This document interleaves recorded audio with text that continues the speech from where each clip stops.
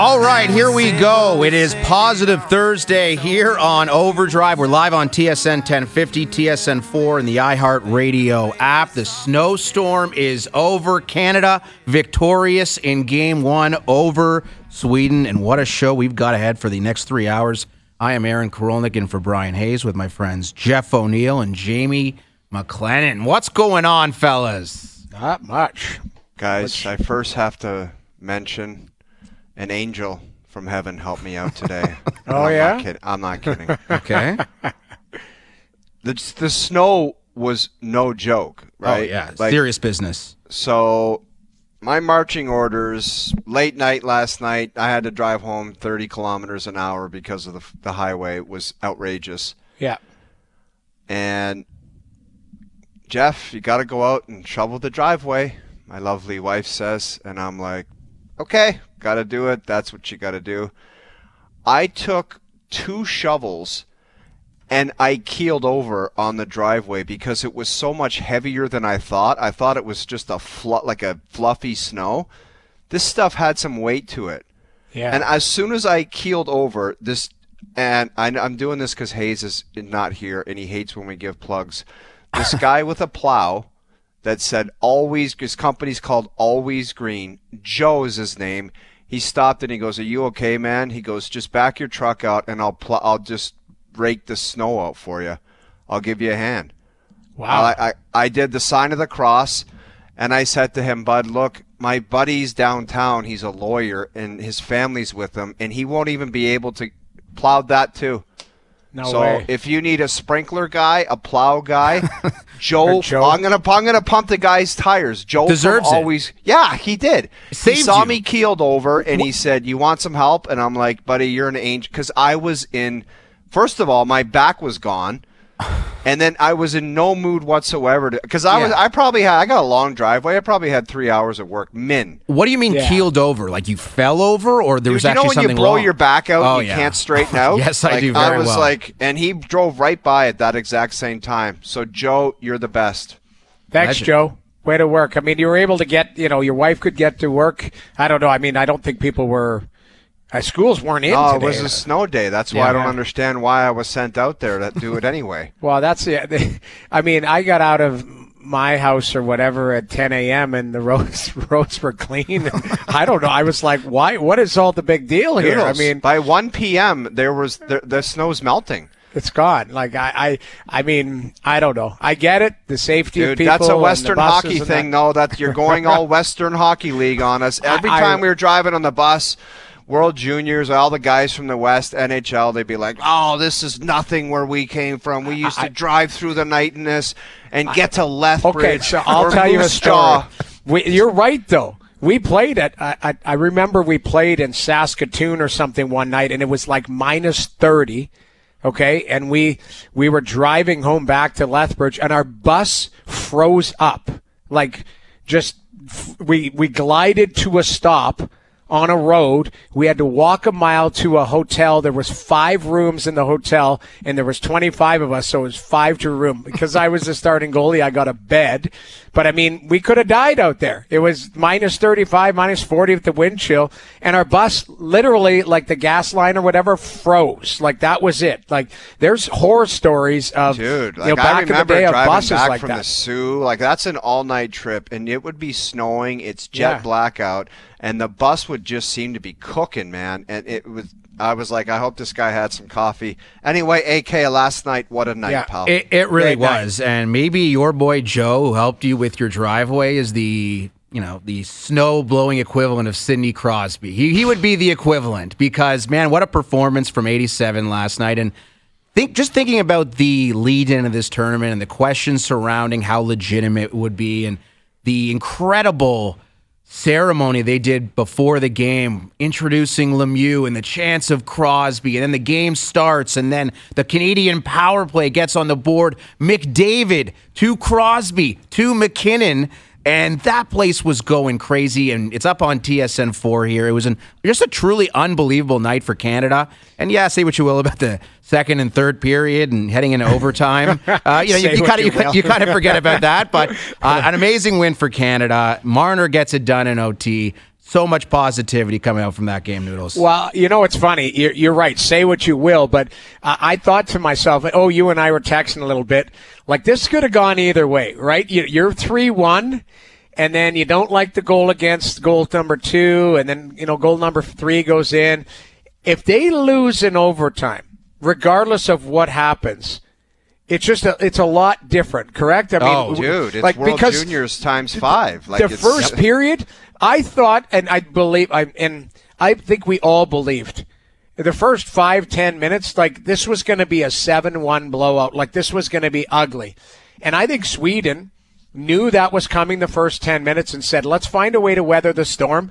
And you could argue that Sweden got better as the game went on, and Canada was doing their job, but to me, they tie it up, and I had this pit in my stomach, and it was you and I were texting going, did you like that goal? Did you like that one? I'm like, I don't know, and even if like Binnington made 2 unreal saves in overtime, one of those go in, we're talking something different today. But I mean, I'm glad McKinnon was unbelievable. Mitch Marner gets it done. I didn't think Marner had a great regular game, but I thought he was brilliant in OT for that play.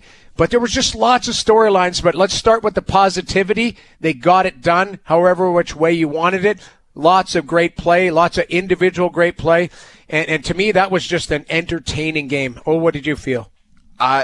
After seeing Mario come out on the ice, who is royalty, maybe the top of the food chain with Gretz royalty. Like as soon as I'm a broadcaster and a fan of hockey, as soon as that guy walked out, and I have a relationship with him, I've had dinner with him a bunch of times, I played against him for a long time, but I just said, oh my God, what a stud. What a stud coming out on the ice with that kind of wave is, I'm amazing. I love the wave. Like that guy is just outrageous. It was so cool. The fans chanting his name, the Canadian power play. And my first thought was, imagine keeping this type of spectacle and that type of hockey. And all the players commented on it too, guys, where they said that was the fastest game we've ever played. Like, imagine depriving the hockey fan base of that type of hockey. And I know there's a bunch of really difficult, high-end stuff and hoops that need to be jumped through to make this stuff happen. But what a shame that we haven't seen more of this throughout the years. Like, just an incredible first period. But I would think, guys, like, great ending, the crowd chanting Crosby's name. Noodles, you mentioned Marner. I did not love his game. There was probably 5 or 6 guys' games that really need to elevate. But I think the coaching staff would say, you know what? I don't think we were that great. Like, we had flashes. Even Connor McDavid, like, he had some plays in the first period where you're like, wow, he's humming. Yeah. But if you put his total game together, and I think if you ask Connor himself, he'd say, I didn't have my best stuff. That line didn't have their best stuff.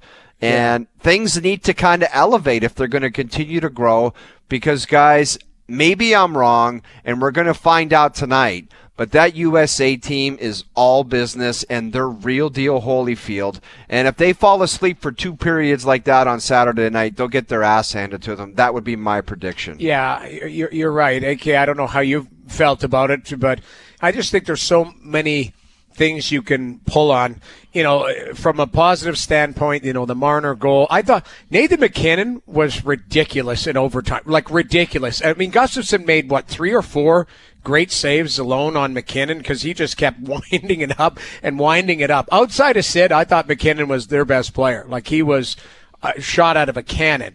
But that being said, if you're Vegas today, are you happy that Shea Theodore, man, like that, I don't know if that's a broken wrist or whatever that is, but that's not good. What do you feel like, Kay? So when you mentioned Mario Lemieux coming out, that's the exact same thing that's going to happen in 20 years when Sidney Crosby comes out and they're playing the Olympics or they're playing the World Cup of Hockey in 2045. That's the type of reverence that Sidney Crosby has amongst Canadian hockey fans, and it is absolutely deserved. And last night, think of those 3 assists that he had. Number 1, they were all primary assists. Yeah. That pass to McKinnon on the power play. The pass to Mark Stone was ridiculous. And then that final play where Crosby with all the brains in the world. The way he enters the zone, the drop pass to Marner, and the way he comes back out of the zone to stay onside. Then Marner does the rest. I mean, an absolutely unbelievable performance from Crosby. And it's up on TSN4 here. How dominant I think the it's been. Screwed us. Like there was only 10 seconds of power play time. Well, you're absolutely right. Yeah. They should have gave us a couple more cheesy ones to say, you know what, I got to see more of that. The people need more of it. That's tripping. Tripping. Yeah. They didn't call anything. Exactly. It was just high sticks, right, on for both teams. One high stick for both sides. That first period, I literally said to myself, I'm like, Sweden, why don't you guys pack up your yellow gears and just go home? Your yellow gear.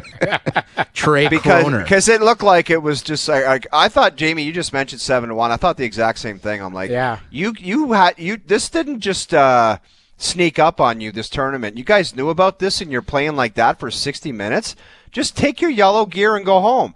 But they hung in there, man. And we talked about the Kempe goal. That's what you're looking for when you're hanging around. You're looking for a ref to maybe toss you a 5-on-3, and you're like, here's our chance.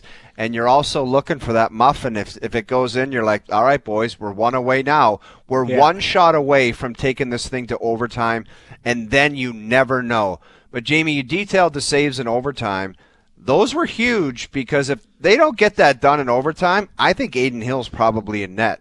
But I mentioned it last night on SportsCenter. If you're going to talk about gamers and winners, I think you can not have your best stuff, and there's the two best examples of it being a gamer and a winner were Mitch Marner and the goaltender Binnington, because they didn't have strong it wasn't a game of perfect, and you weren't going to say that they were the best players, but come clutch time, man, there was 2 saves in overtime by Binnington, and Mitch Marner got the winner. I hope that goal. And you never know how an individual play like that and one goal could help a guy. But you would think that would be as good a player as Mitch Marner. He's one of the best players in the world. That would help his confidence massive. Well, it should. You know what? I can play in a playoff game and not have my A stuff, but you know what? When the chips were down, I contributed. And that's what they're supposed to do. That's what they've always been looking for. A goal, a play, and he did it. It was great stuff. Yeah, I agree, because you can draw confidence off of it. There were a lot of guys that didn't have their ace stuff during the game, but you still found a way to get it done. I agree. I think there's so many ways. There was almost like a fork in the road. Like, okay, we kind of took our foot off the gas. Now give Sweden credit. They got going and they were able. There was no time and space for a lot of those big guys to get going, but in overtime there was nothing but space. And, Willie, he was cheating at the far blue line. Was he ever? And he was sniffing for that blue line. He had one in tight, Noodles, and he lost it. There's a bunch of times, Seattle, Vancouver, he's been losing the puck a little bit. I don't know if the lies on his stick are all jacked up, but he had the game on his stick, too, in overtime. Yeah, he did. And you know what? He was sniffing. And, this one here, it rolls off of him. You're watching that on one TV. right there, man. I was like, this is over. Yeah, to me, I think there's guys on both sides that didn't have their best.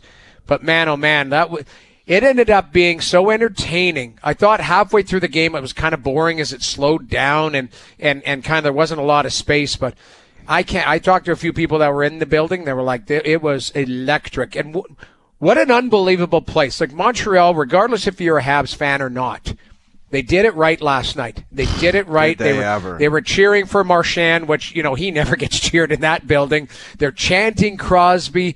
Lemieux comes out. I mean, amazing. It was just, you could feel it through the TV. You could feel the energy from sitting on your couch. And if you weren't, and I'll admit this, I'll be the first to admit it, I wasn't so engaged in this tournament because I just thought, what are we going to get? Where are we at here?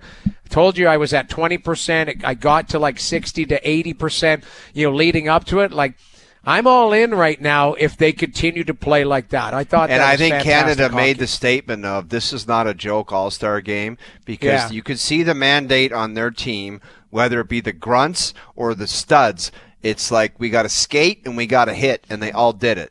And that was basically probably laid out for them, guys. This is not a joke. And if you have any aspirations about being on this team next year at the Olympics, you better hit and you better skate. And they did it, man. Yeah, they did it. And we're going to see the USA play Finland tonight. I'm a little bit skeptical as to what the Finns are going to be able to do, considering what they've got on the back end, all the injuries. But dude, you never know, man. You never know. You're absolutely right. You never know. You never know. Yeah. A lot of people are writing off Finland. I'm not ready to do that yet. We'll see that game tonight at 8 o'clock. But back to Marner, which I think is a really interesting question. And it was actually posed to John Cooper, his confidence following that goal and what it could do for him in his NHL career. Our guy Carlo Koliakovo this morning on First Up referred to that Marner goal as a potential turning point for his career, which may sound a little bit dramatic. That's probably how I would refer to it because, again, it's the first game of a round-robin tournament against Sweden at 3-on-3 in overtime. Not the gold medal game, not the Stanley Cup playoffs. I think if Mitch Marner is going to prove that he has become this big game player, he's got to do it in the Stanley Cup playoffs. Or maybe the gold medal game against the United States a week from today. That would be fine. But here's how Cooper was asked the question about Marner and his confidence post-game last night. John, what do you think a goal like that can do for Mitch Marner? I don't know. If you're saying that, like, is that a confidence-building goal? That kid oozes confidence. So I thought it was a big-time player making a big-time play at a big-time moment, and that's why guys like him are on this team. He was fabulous. Look at the ice time last night amongst forwards. Number 1, Connor McDavid. Number 2, Mitch Marner. John Cooper loves him some Mitch Marner. I don't think he was great, though. Like, to be I honest agree. with you. I agree. I don't think that top line with Reinhart, and I think there's adjustments you have to make because Mitch plays the type of game where he commands the puck, and then once he does, it's get away from me and get open. And I'm going to make guys come to me, and I'm going to put it to you when you're going to be open. Now he's playing with Connor McDavid, who does exactly the same thing. Everybody talks about, like, the greatest player on earth. He is. But he's more of a playmaker first as opposed to a shooter. So both of them do the same thing, and they do it differently. Obviously, McDavid does it at a high rate of speed. So they're going to have to make that work on the fly. So maybe Mitch is going to have to say to himself, the only adjustment is I got to maybe get into more of a shooter mentality. And he doesn't exactly have the Austin Matthews release. It was a great shot last night. But just put yourself into different spots. Play like a true traditional winger. And I don't think that you would view him as like his route running and his positioning on the ice. I don't think anything about it would be conventional or like a traditional winger type stuff. So maybe that's the one thing he's got to change. Like straight lines, go to the net, maybe fan open for some one-timers, because McDavid is so good at before the puck comes to him, he doesn't even stop it. He'll just pass it for a quick one-timer. So just maybe get open and run some different routes to make it work, because there's not much time. Because even though he scored the overtime winner, if that line stinks the joint out in the first period tomorrow night, I guarantee they're not skating out there in the second period. I would guarantee that. I thought, you look at the dynamic of the two. You're right. Like Connor's more of a east-west, but Connor is north-south with speed. Mitch is east-west. And Reinhart's not a burner. He can get there, but he's not a burner. So it's a unique line. It looked a little bit disjointed during, we'll call it the first 3 periods. Yeah, 3-on-3, anything's, you're wide open to it, right? Like, I mean, it's a different game. I don't know. The bigger debate is, do you want 3-on-3 hockey in the regular season to extend to 10 minutes or 8 minutes? Because they got it done. It didn't get it done in that first 5 minutes. If it was 5 minutes of 3-on-3, we're doing a shootout last night. And I was like, that game didn't deserve a shootout. That game deserved a goal, and it got it. But it was, 8 minutes into the 8 minutes. Yeah. So to me, I think that extends the debate. But getting back to that top line with McDavid, I think they had a little bit of juice early on. But, Sweden, that top pairing, like that Ekholm and them started to lean on them a little bit, Brodin, and there wasn't a lot of space. And you could tell they kind of got blanketed and couldn't really get it going. But we'll see if they've got some chemistry heading in Saturday night, because I think – in theory, Cooper wants to play Marner with McDavid, but if it's just not going to be the chemistry, they're going to have to switch on the fly pretty quickly. Jamie, would you have had a nervous breakdown if it was dark in the entrance before Mario came out? And right before Mario came out, the guy says, Mario Lemieux and Jason Strudwick, and they were both holding the banner. I honestly think that I would pass out and die. Yeah, like it was just the most random. It's like Yeah. silver medalist from what's the name of the Spengler? Spengler silver medalist. Jason. Yeah, because he was Strudwick. going. If he went through his resume from the Spengler Cup and said Jason Strudwick, I think I would die on the floor and I could not get up. Well, I think there were only two guys. He wheeled out there with Mario holding the banner. There were only two guys who got booed in that entire process, and one of them was William Nylander, and the other was Austin Matthews, and they were getting just showered with boos. And dude, the Leaf hatred's never going to leave, and it was good. It was good for the tournament because it was just. Brad Marchand is hated too, but Marner got love in overtime. Marchand got love when he scored. And those guys being introduced like the enemy, they're going to get it. That's just the way I looked at everything last night, guys, and it was obviously there would be a lot different mood today. And this whole tone of this first conversation would be way different if that's a loss. Because they'd be in a jam if they lost that one last night. Big time jam. Big time. Well, just the way the tournament goes. I mean, it's so short. Again, the final is 1 week. You dump that today. one, you lose Saturday. You're out. You're cooked. And for the Americans, the same thing applies tonight. Like they pretty much have to beat Finland. That's right. To catch up to keep pace with Canada. Sweden picks up a point. Canada picks up 2 points by winning in overtime. But regulation wins are worth 3. So if the Americans, and I think a lot of teams.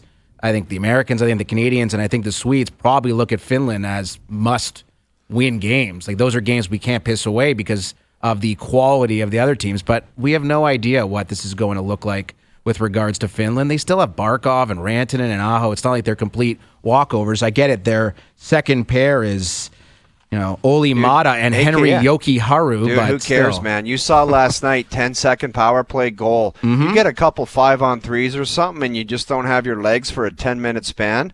You get Patrick Laine ripping one-timers and Barkov doing his thing. Sebastian Aho. I'm telling you, man, you cannot.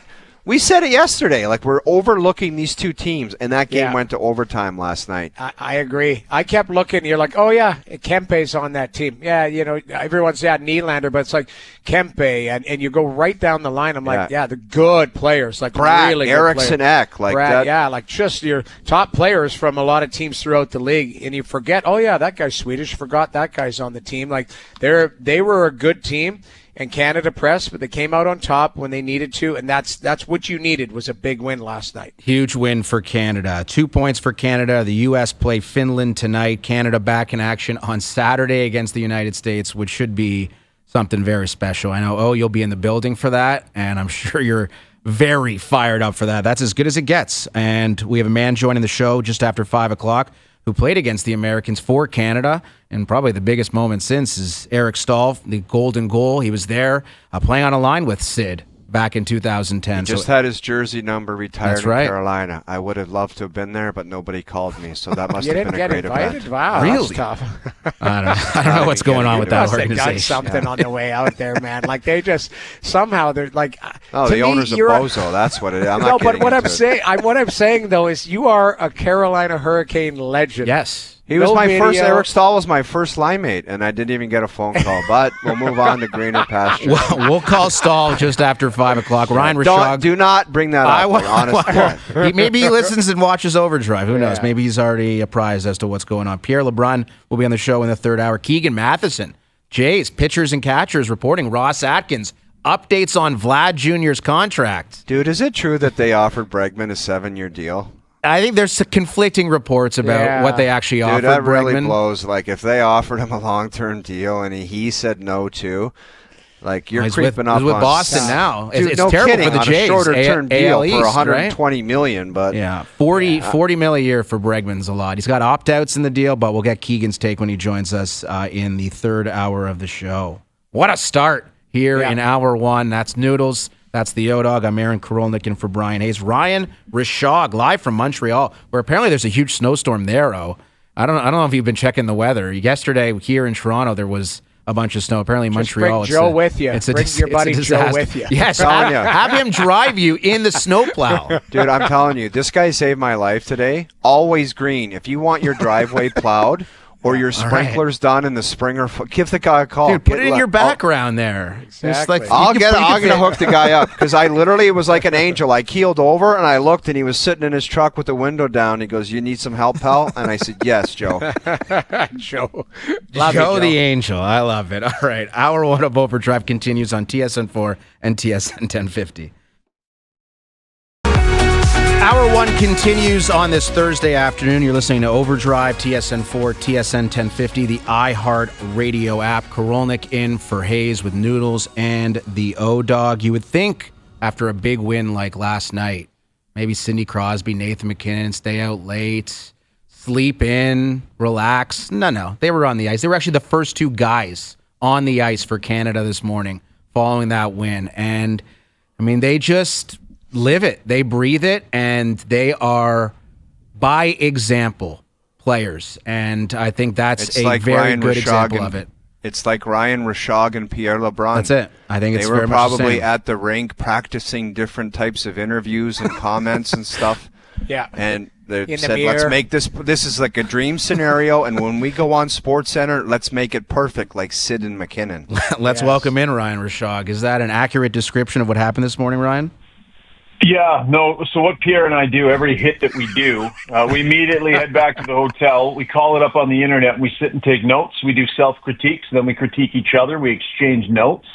And then we do the same thing again the next day before we tape our first hit. So it's an endless pursuit of excellence, but it's the commitment level that we have. Oh, you should look into it, bud.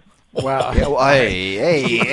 what? Everybody's This guy's got their driving. own style, Come on. Reach. I'm what, driving there. Duthie apparently is on a private jet early tomorrow morning, and he's the only one, which is insane. Yeah, you're on I a don't know train. why I couldn't have hopped on that. But, Reach, everyone's got their own style, pal. I know you like to jot down notes and stuff. I like to just let it rip. O-Dog, you should ask. You should ask Ryan about your question to me when Mario was getting introduced. Reach, you were Oh, in I the heard press it. box. Oh, you. If Yeah, I've been Mario listening to you came clowns out, before. Yeah. if Mario came out and they started talking about the Spangler Cup accomplishments, and Strutty Yeah. came out holding the banner with Mario, would you have fell out of the press box? Yeah, Struddy he would have thought that all the standing ovation was for him. He'd have been talking about it for He months would've. and months and months. His head is already big enough, fellas. We don't need to fill it with more ideas like that. So, take us through last night. I mean, O-Dog mentioned Lemieux, the incredible ovation for Team Canada. It looked absolutely electric on TV. What was it like to be there in person? Yeah, it was pretty cool. Now, I've covered playoff series here in Montreal. It was not to that level. I'm going to be honest with you. It wasn't. And maybe they're saving that for Saturday night. But it was still awesome. It's one of the, if not the best buildings in the league to come and see events like this. The fans were fantastic. The cheer they gave Mario, the boos they rained down on Austin Matthews. Like, how, he was just so in the spotlight. It wasn't like it was, an announcement of a starting lineup where it lasts like 3 or 4 seconds. It was like they announce his name. He's got to walk all the way out there, shake hands, stand there, spotlight on, and the place just absolutely crushing him. But, hey, man, you take that as a sign of respect. They were willing to cheer for Mitch Marner a little later on in the night, and that just goes to show you. But, no, really good. Not quite playoff style, I would say, yet, but high end and really fun. And just an awesome night. And the hot dogs, top shelf. I kept it to 1, the Shen show, but top shelf. So, Reach, what was your biggest takeaway from last night's game? We talked about it. Obviously, they get it done in overtime.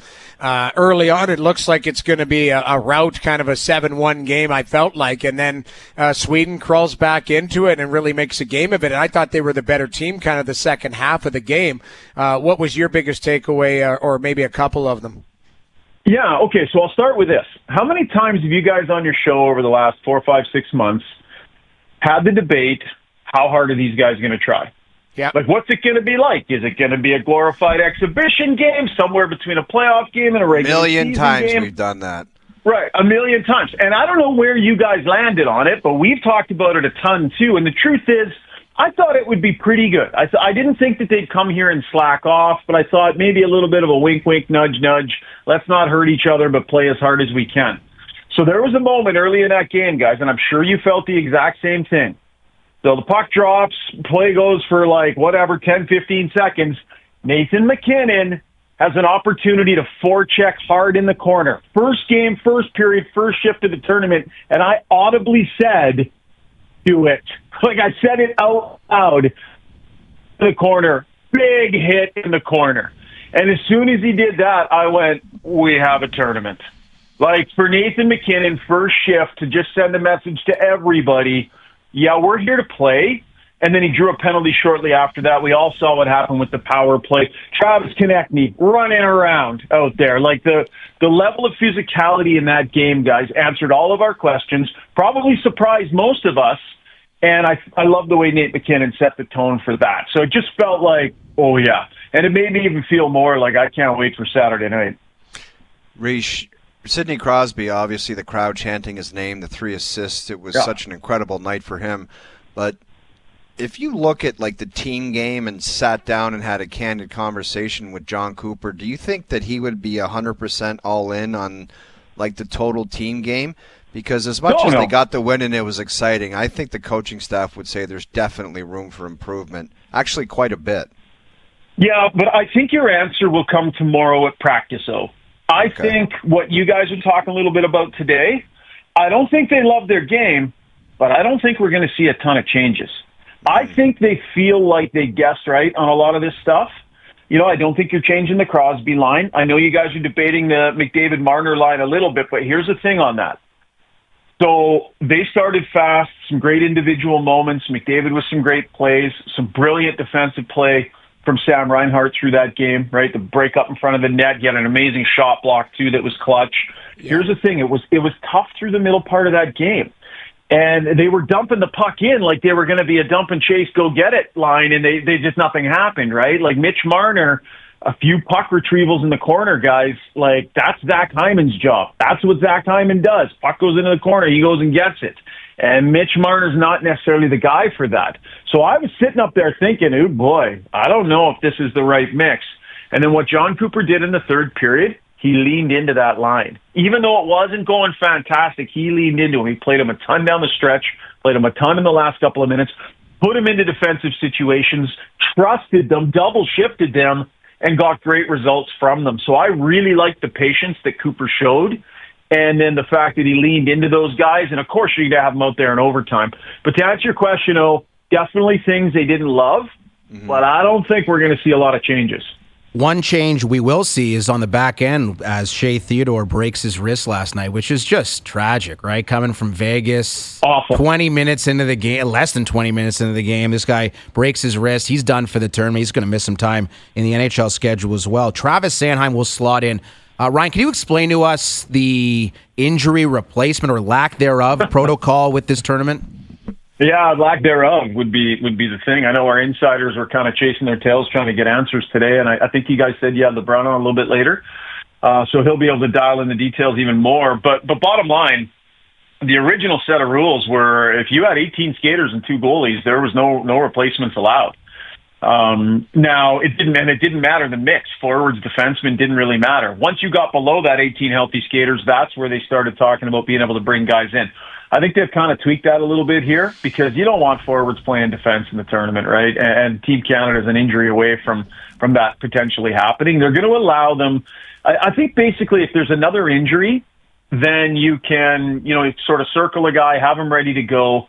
But the idea that you're going to just bring somebody in right now that's going to be with your team and practice with your team and go to all the meetings and be part of the team, that's what they're pushing back on. They're not allowed to do that right now. You can have a guy aware, you can have a guy ready, you can have a guy in mind, but you can't bring him in and make him a full-time part of the team every day here. And I think there's some back and forth happening right now. Because bottom line, what rule book are they falling back on?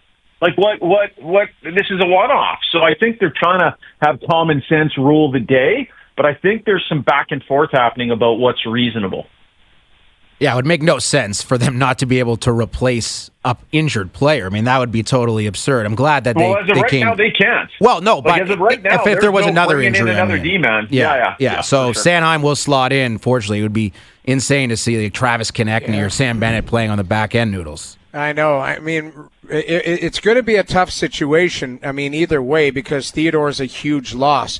What did you make of Binnington's game? And, to me, I thought he made a couple big saves in OT, but, I think there might have been a few shaky moments. Had they lost that game, we might have been talking about Adin Hill. I don't know. What do you make of it? Yeah, so here was my thought. Heading into the third period, you're like, okay, it's been okay. And then all of a sudden, Sweden completes that comeback, and you don't love some of the goals, and we're sitting there going, oh boy, we'll be talking about some serious goalie issues here moving forward. It's going to be part of the narrative. But what I would say is that he might have done enough in overtime to have kind of, late in the third and in overtime to have redeemed himself a little bit there. And I'm not sure what you guys think, but it felt to me like, look, everybody had some shaky moments in that game, first game. And when a goalie has a shaky moment, it ends up behind him, right? So if you measure him by the same standard you'd measured everybody else by, you'd say, yeah, was there a shaky moment or two? Yeah. How was he when it really mattered? And I thought he played some of his best hockey when it really mattered in overtime. That probably made them feel a lot better about the original decision that they'd made, guys, to go with him. Because, yeah, he was good in a big money moment. And I can't help but wonder if that maybe didn't buy him a reprieve from what the first 45, 50 minutes might have spelled out for him. What are you expecting tonight, Ryan? Like, Canadian hockey fans, especially in such a fantastic place, Montreal, they were jazzed up last night, but USA Finland tonight, like, are we talking potentially not full barn or like maybe a step? Obviously, it's going to be a step back because of no Canada. Just overall general expectations of tonight.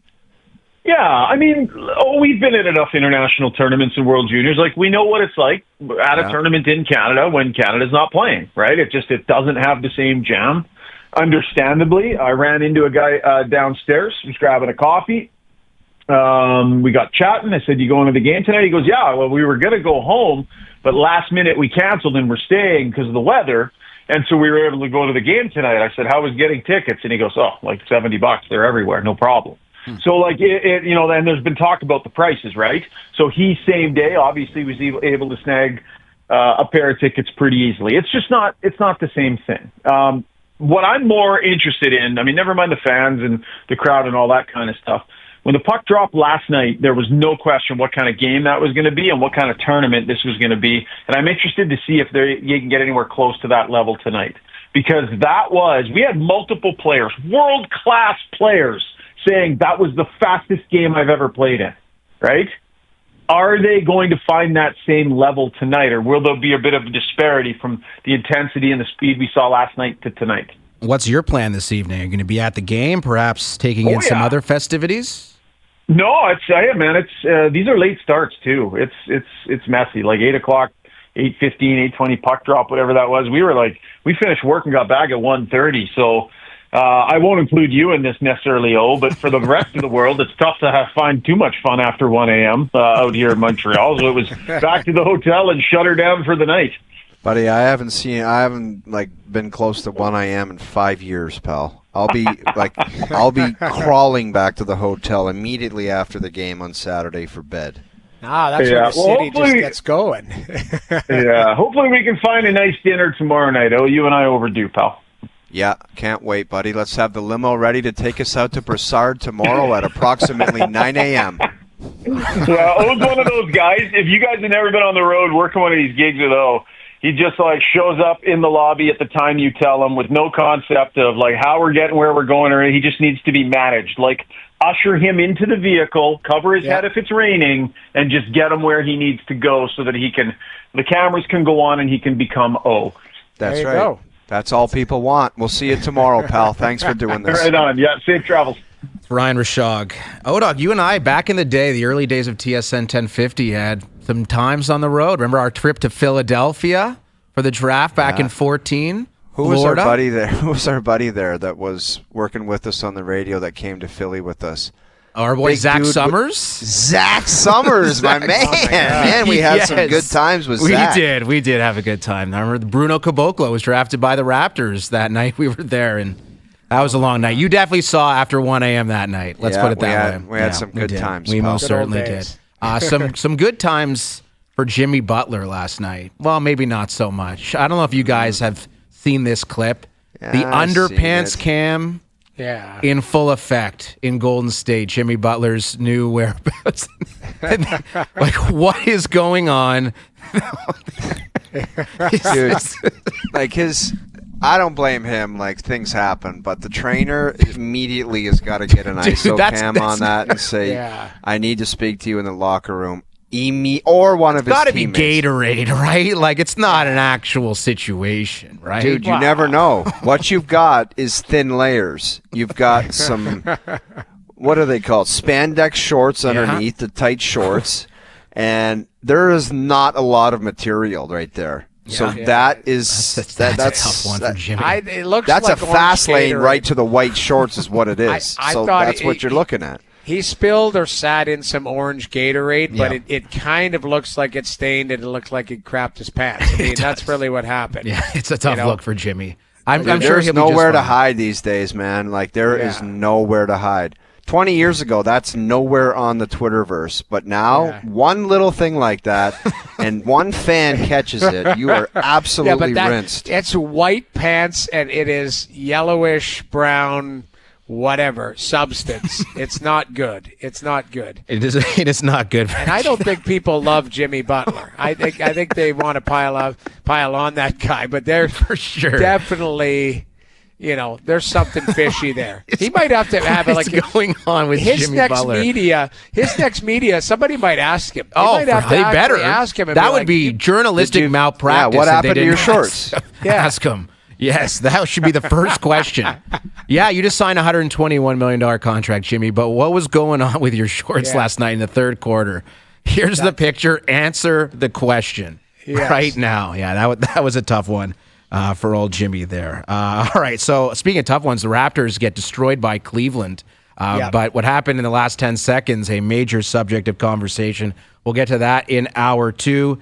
We also have Eric Stahl joining us, 2010 Olympic gold medalist, one of the great players in Carolina Hurricanes history, Stanley Cup champ. That just after 5 o'clock. It's the first hour of Overdrive here on TSN4 and TSN Radio.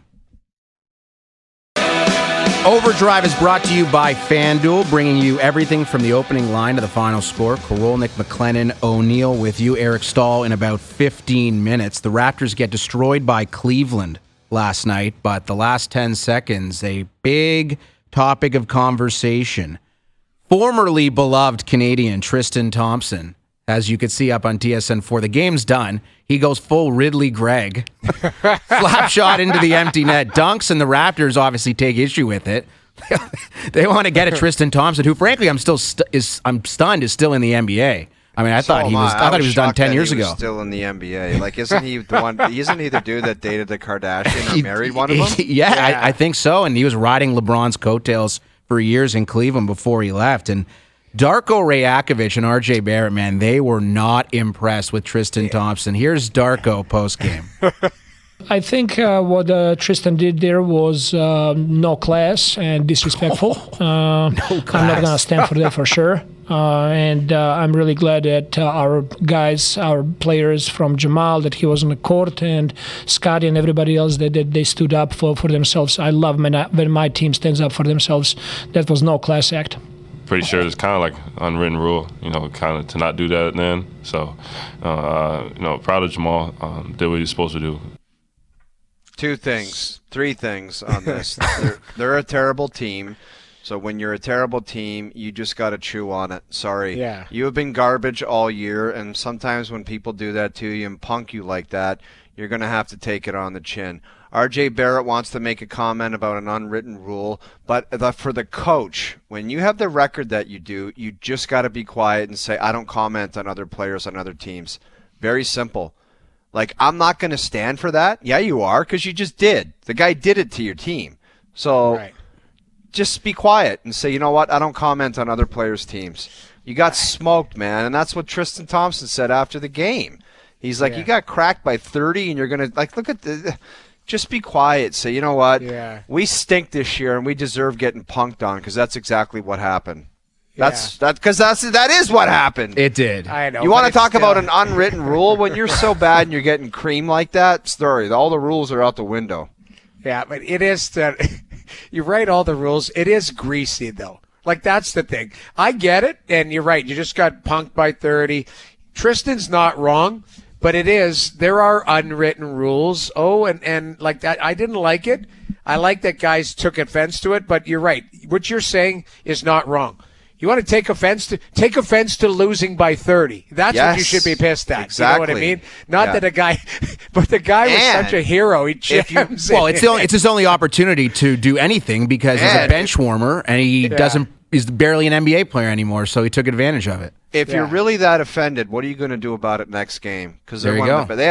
What do they have? The best record in the NBA or second Very best? close to it. Yeah, Cleveland's been amazing. Look at this guy. He's so excited. He's like, yes, I have an opportunity to score for the first time in probably months. Well, we've seen a bunch of scenarios where a guy's creeping up on 50 and they're killing the other team, and he just keeps dropping bombs from the three-point range. Yeah.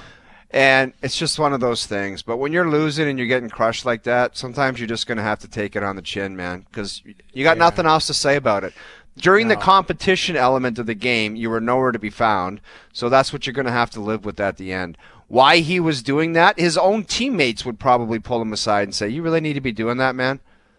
Yes, you're right. And I would say his tweet afterwards talking about how it's my city and Buddy Boy talking about Darko Rajakovic and be worrying about the lottery as opposed to everything else. I mean, it's pretty rich coming from Tristan Thompson. It's one thing if, an actual credible player. That's why I said it, AK. Yeah. Don't comment on other players throughout the league. I don't know. I respect the Raptors for standing up for themselves. They were disrespected both during the game and in the last 10 seconds. I think you have to give them a little bit of credit for showing some pushback and showing some fight, at least after the game. If only they brought it during the game. Would have been nice.